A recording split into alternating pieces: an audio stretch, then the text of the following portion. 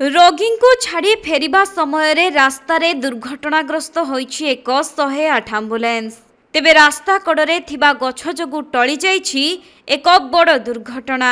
जहाँकि आंबुलेंस टी भारसाम्य हराई रास्ता तळकु खसिबा समय रे गछरे बाडेई होई अल्पके झुली रहिथिला।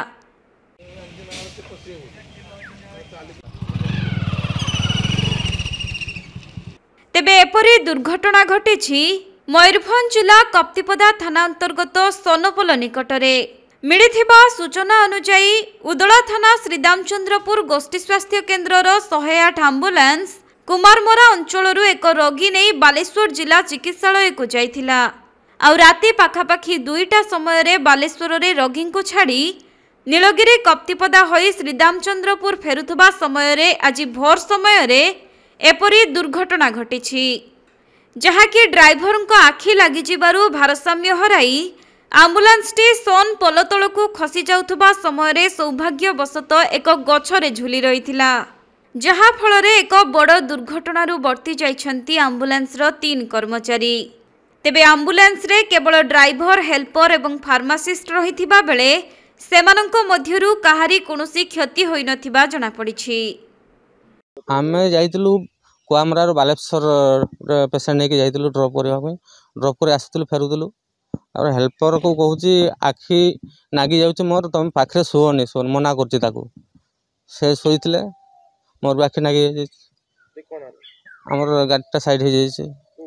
हम सुन्नपोल पाखरे पुल तळकु जाई छै आगे कार किछि क्षति ना ना क्षति इन कार पेशेंट थिले गाडी ना ना कहि नथिले हम 3 जण थिले ना ना आखि नागी जाई आगे कार किछि ना ना कार किछि कोड येथिले कुआमरारू बालेश्वर डीएचएच देखि फेरुतले कोड नीलगिरी पटा नीलगिरी दे सकाळ 5:10 भितर आगे मोर किछि हेनी आउ हेल्पर किछि तार गुड़ खाली माड होइछि आ टिके जिता पुल तक जाई था गछ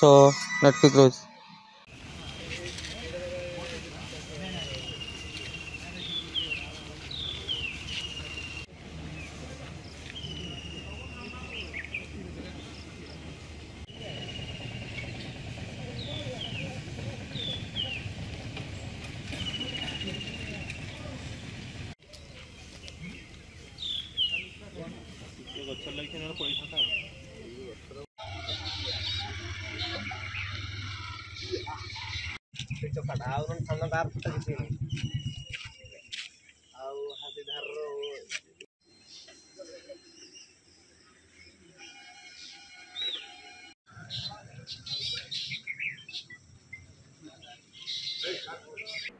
मयूरभंज जिला उदलारू बसंत बेहेरा रिपोर्ट, कोणार्क लाइव।